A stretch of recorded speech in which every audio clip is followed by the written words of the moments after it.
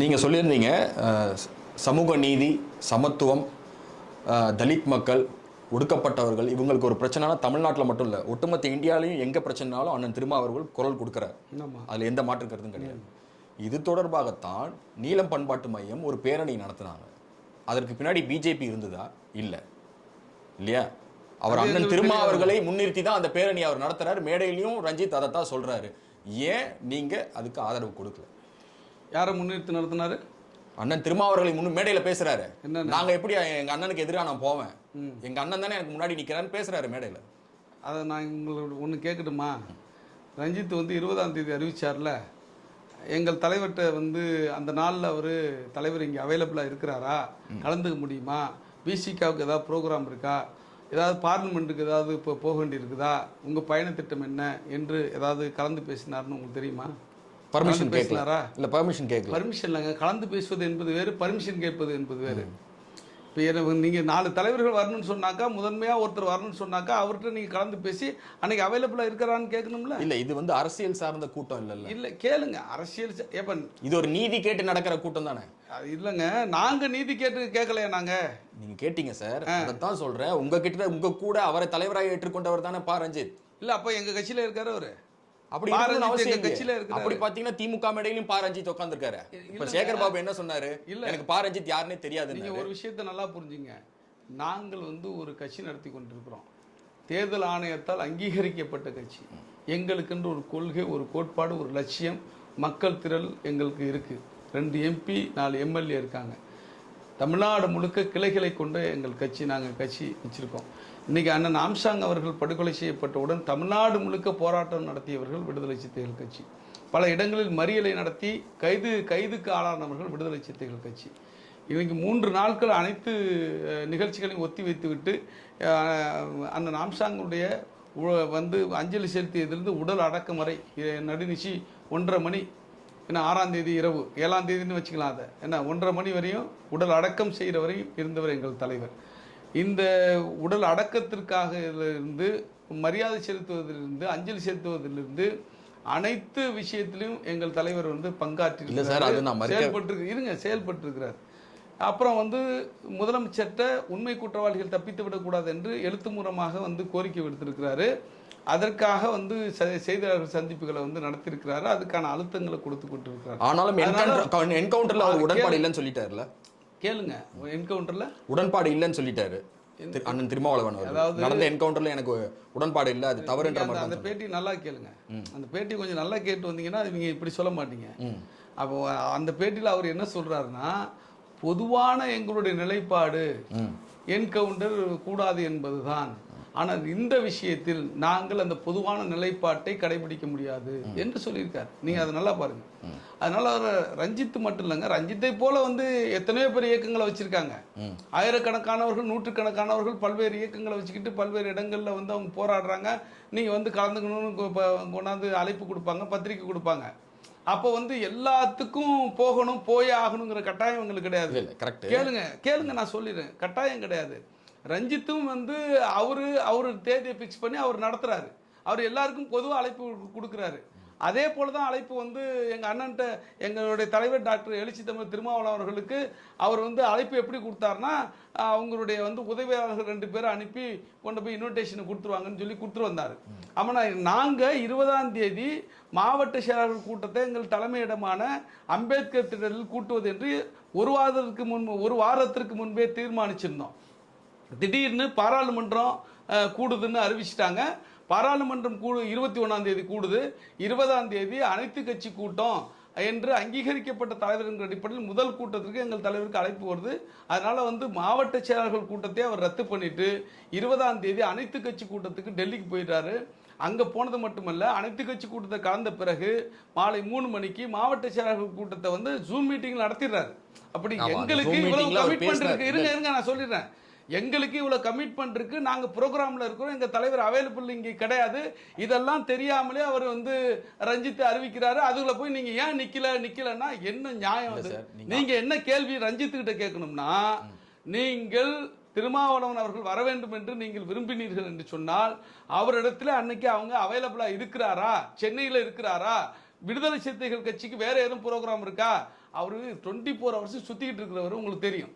அப்படி அவர் இருக்காரா இல்லையான்னு கூட தெரியாமல் நீங்கள் எப்படி அறிவிச்சிங்க? அப்புறம் ஏன் அவர் வரலன்னு குறை சொல்கிறீங்க? நீங்கள் யார்கிட்ட கேட்கணும்னா ரஞ்சித்துக்கிட்ட தான் கேட்கணும், எங்கள்கிட்ட கேட்கறது இல்லை. சரி, ஆதரவு ஏன் கொடுக்கலன்ற கேள்விக்கு நீ பதில் சொல்லிட்டீங்க. ஆதரவு கொடுக்காததுக்கு அதாவது இன்னொரு செய்தியும் எங்கள் தலைவர் வந்து அது நாங்கள் கலந்துக்க முடியாததுக்கு இது காரணங்க. நாங்கள் கலந்துக்க கூடாது என்பதற்கான காரணத்தையும் எங்கள் தலைவர் சொல்கிறார்.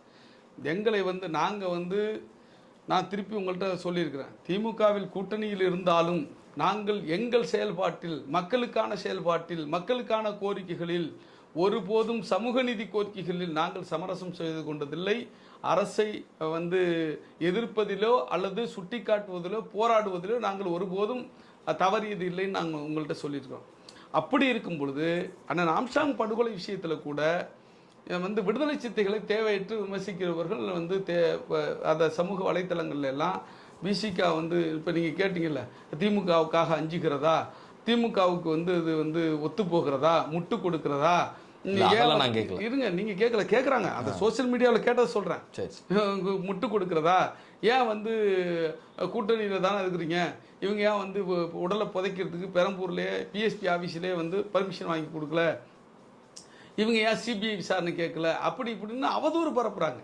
இப்போ நாங்கள் எங்கள் நிலைப்பாடு இந்த படுகொலையில் கூட மிகச்சரியாக தான் ஒரு உடன் பிறந்த தம்பி இழந்த சோகத்திலும் துயரத்திலும் எங்கள் தலைவர் இருக்கிறார் என்பதும், இன்று வரை இந்த நொடி வரை அவர் அந்த அதிர்ச்சியிலிருந்து மீளவில்லை என்பதும் எங்களை போன்றவர்களுக்கு, அவரை அறிந்த மக்களுக்கு தெரியும்.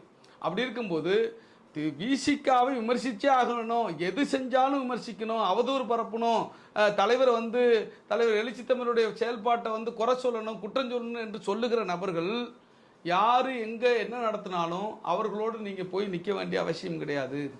அரசியல் மோட்டிவோடு நம்மளை வந்து விசிகாவை எதிர்க்க வேண்டும் என்கிற ஒற்றை இலக்கோடு செயல்படுகிற வந்து நபர்களோடு நாம் வந்து ஒன்றாக நிற்க வேண்டிய அவசியம் இல்லை. நாம் தனித்துவமாக நாம் வந்து அண்ணன் ஆம்ஸ்ட்ராங் அவர்களுக்கு வந்து நிகழ்வுகளை நடத்தலாம், நினைவேந்தல் கூட்டம் நடத்தலாம், நாம் அவருக்கான ஒரு நினைவேந்தல் கூட்டத்தை மைய அளவில் நடத்துவதற்கு திட்டமிட்டிருக்கிறோம் என்று சொல்லி எங்கள் தலைவர் அறிவிச்சிருக்கிறார். அப்படி இருக்கும் பொழுது இப்போ இந்த விஷயத்தெல்லாம் நீங்கள் கணக்கில் எடுத்துக்கணும். இப்போ ரஞ்சித்து வந்து ஒரு திரைப்பட இயக்குனர், அவர் வந்து திரைப்படங்களை வந்து இயக்கியிருக்கிறார். அதில் வந்து சமூக நீதிக்கான கருத்துக்களை, அம்பேத்கரிய கருத்துக்களை அவர் வச்சிருக்கிறார். அப்போ நாங்கள் பாராட்டுறோம்.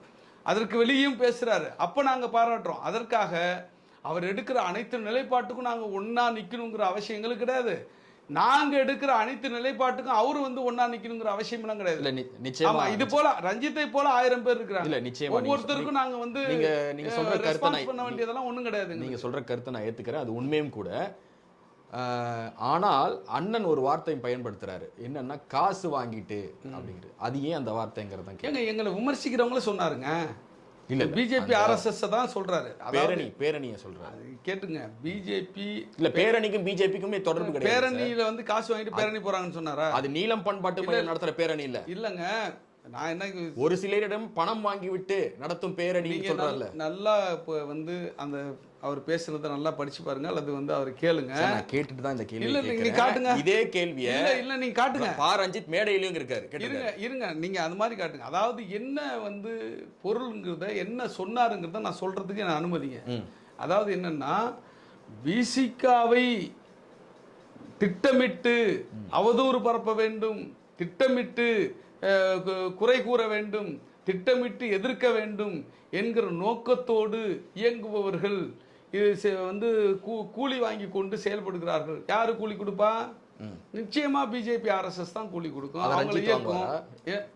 நாங்கள் இந்த மாதிரி செயல்படுபவர்களை தான் நாங்கள் சொல்கிறோம். சரி, அந்த வரையறை யாருக்கு பொருந்தாதுன்னு நீங்கள் பொருத்தி பார்த்துங்க. நாங்கள் இன்னாருன்னு சொல்ல முடியாது. சரி ரைட்டுங்களா? அப்படி தான் பொதுப்படையாக சொன்னாரே தவிர நீலம் பண்பாட்டு மையம்னோ ரஞ்சித்துனோ நாங்கள் சொல்லலை. ரைட்டுங்களா? எங்களை விமர்சிப்பவர்களோடு நாங்கள் கூட நிற்கிறதுக்கு நாங்கள் தயாராக இல்லை, நிற்க வேண்டிய அவசியம் இல்லை. எங்கள் செயல்பாட்டு நாங்கள் உறுதியாக இருக்கிறோம், நேர்மையாக இருக்கிறோம், சரியாக செயல்படுகிறோம். அதனால் வந்து நாங்கள் வந்து எங்கள் செயல்பாட்டில் சிக்கல்னால் நீங்கள் கேள்வி கேளுங்க. இப்போ வந்து ரஞ்சித்து வந்து அவர் ஒரு இயக்கம் வச்சுருக்காருங்க, எங்கள் கட்சி சார்ந்தவர் கிடையாது. அவர் கட்சி எங்கள் விசிகாவை சார்ந்தவர். அவர் வந்து ஒரு இயக்கத்தை நடத்துகிறாரு, அழைப்பு விடுக்கிறாரு, போகிறதும் போவாதும் எங்களோட விருப்பம். போயே ஆகணுங்கன்னு நீங்கள் எப்படி கேட்க முடியும்? இப்போ எங்களுக்கு 1000 பிரச்சனைகள் இருக்குது, நாங்கள் வந்து தனித்து இயங்குகிறோம், தனித்து வந்து செயல்படுறோம் இல்லையா? ஏன் எல்லா செயல்பாட்டுக்கும் ரஞ்சித் ஏன் வரலன்னு கேட்க முடியுமா? எங்களுடைய அனைத்து போராட்டங்களுக்கும், அனைத்து பொதுக்கூட்டங்களுக்கும், அனைத்து நிலைப்பாட்டுக்கும் ரஞ்சித் ஏன் வரலன்னு நீங்கள் போய் கேட்டிங்களா? இல்லை. ஏன் வந்து இப்படி ஒப்பிடுறீங்க? இதுவே தப்புன்னு நாங்கள் சொல்கிறோம். சரி சார், இப்போ திராவிட முன்னேற்ற கழக ஆட்சி 4 வருஷமாக தமிழ்நாட்டில் நடக்குது. அண்ணன் திருமாவர்களுக்கே பாதுகாப்பு இல்லாத சூழ்நிலை தான் இருக்குங்கிறது அவருடைய தொண்டர்களும் நிர்வாகிகளுமே வெளிப்படையாக பேசுகிறாங்க. இதனுடைய தொடர்ச்சி எங்கே போய் முடியும்? திராவிட முன்னேற்ற கழகம் மட்டும் இல்லைன்னு நான் திருப்பி இந்த கேள்வி இல்லை, நான் இப்போ ஆளுங்கட்சியாக இருக்கிறத மட்டும் பேசுகிறேன். இப்போ அதிமுக சேர்த்துக்கிறதுனா சேர்த்துங்க, ஒன்றும் பிரச்சனை இல்லை. இல்லை இப்போ ஆளுங்கட்சியாக இருக்கட்டும், முன்னாடி ஆளுங்கட்சியாக இருக்கட்டும், எந்த கட்சியாக இருந்தாலும் இங்கே வந்து எங்களுடைய தலைவருக்கு ஆபத்து இருந்தது, இருக்கிறது என்பதில் மாற்று கருத்து கிடையாது. அதற்கு காரணம் இங்கே சட்டம் சரியாக செயல்படுத்தப்பட வேண்டும். நீ இன்னொரு விஷயத்தை நான் உங்களுக்கு சொல்றேன். சட்ட ஒழுங்கு சீர்கேடு இருக்குன்றது உண்மைதானே? கேளுங்க, சட்டம் இல்லை சார், அது உண்மைதானே? இல்லை, நான் சொல்றது கேளுங்க. நீங்க வந்து உங்களுடைய கருத்தை என் வாயிலிருந்து எதிர்பார்க்காதீங்க. நான் சொல்ற கருத்தை கேளுங்க அதாவது என்னன்னா, இங்க என்னவா இருக்குன்னா, அது திமுக இருக்கட்டும், அதிமுக இருக்கட்டும், இதெல்லாம் வெளிப்படையாக சொல்றேன். நான் உங்களுக்கு பிஜேபியும் சேர்த்துக்கலாம். பிஜேபி இங்க ஆட்சிக்கு வரல, இல்ல ஆட்சி ஆண்டு 2 கட்சியும் சொல்றேன். இந்த காவல்துறை என்ன பண்ண தெரியுங்களா? ஒடுக்கப்பட்ட மக்கள் சாதியத்தால் பாதிக்கப்பட்டு, வன்கொடுமையால் பாதிக்கப்பட்டு போய் புகார் கொடுக்குறான்னா, காவல்துறையில் போலீஸ் ஸ்டேஷனில் புகார் கொடுக்குறான்னா, அந்த புகாரில் எஃப்ஐஆர் போடுறதில்ல. உண்மையிலே பாதிக்கப்பட்டிருந்தாலும் எவன் வன்கொடுமை நிகழ்த்தினானோ அந்த வந்து வன்கொடுமையாளனை கூப்பிட்டு, எவன் புகார் கொடுத்தானோ பாதிக்கப்பட்டோம் அவன் மீதும் புகாரை எழுதி வாங்கிக்கிட்டு, நீ 2 புகாரையும் நீங்கள் வாபஸ் வாங்கிக்க, உன் மேலேயும் வழக்கு போட்டேன், 2 பேர் மேலேயும் போட்டேன், இல்லைன்னா உங்கள் 2 பேர் மேலேயும் வழக்கு போட்டு 2 பேரையும் சிறையில் அடைப்பேன் என்று சொல்லுகிற நடைமுறை எழுதப்படாத சட்டமாக அதிமுக ஆட்சியிலும் இருக்குது, திமுக ஆட்சியிலும் இருக்கிறது. இன்றைக்கும் திமுக ஆட்சியில் இருந்தாலும் கூட நாங்கள் ஒரு சில இடங்களில் கொடி கூட ஏற்ற முடியல. முதல்வர் கட்டுப்பாட்டில் தானே சார் இருக்கு. ஆமாம், அதுக்காக நாங்கள் வந்து அரசை எதிர்த்து போராடணும், காவல்துறை எடுத்து போராடணும் உங்கள்கிட்ட இப்போ சொன்னேன் கொஞ்சம் நேரத்துக்கு முன்னாடி. அதனால நான் என்ன சொல்றேன்னு கேட்டீங்கன்னா, இந்த சமூகத்தில் இந்த சாதிய சமூகத்தை நாம் திருத்த வேண்டும். இதை வந்து சமத்துவத்தை, இங்கே சகோதரத்துவத்தை உருவாக்க வேண்டும் என்று சொன்னால், தந்தை பெரியார், புரட்சியாளர் அம்பேத்கர், கார்ல் மார்க்ஸுடைய கொள்கைகளும் கோட்பாடுகளும், புத்தருடைய போதனைகள் போன்ற நெறிமுறைகளும் மக்கள் மத்தியில் இங்கே மிகப்பெரிய அளவில் போய் சேர வேண்டும். 1. 2வது விஷயம், இதை வந்து உடனடியாக தடுப்பதற்கு இருக்கின்ற சட்டங்களை முறையாக செயல்படுத்த வேண்டும். அதை வந்து எந்த காம்ப்ரமைஸும் அதில் இருக்கக்கூடாது. அதில் வந்து தவறுதல் இருக்குது. அதனால தான் சட்டம் ஒழுங்கு. இப்போ நீங்கள் அதாவது ஆணவ படுகொலைக்கு எதிராக சட்டம் இயற்ற வேண்டும் என்று நாங்களே கோரிக்கை விட்டுக்கிட்டு இருக்கோம், திமுக கிட்டே கோரிக்கை விட்டுக்கிட்டு இருக்கிறோம். இன்னும் திமுக அரசு வந்து அதை வந்து பரிசீலனை பண்ணணும் என்பது எங்களுக்கும் வருத்தம் தான். இல்லைன்னு நாங்கள் சொல்ல, எல்லாத்திலும் உடன்பாடோடு எல்லாம் பயணிக்கல. யாரு கூடயும் எங்களுக்கும் குறைகள் இருக்கிறது, குற்றங்கள் இருக்கிறது, விமர்சனங்கள் இருக்கிறது.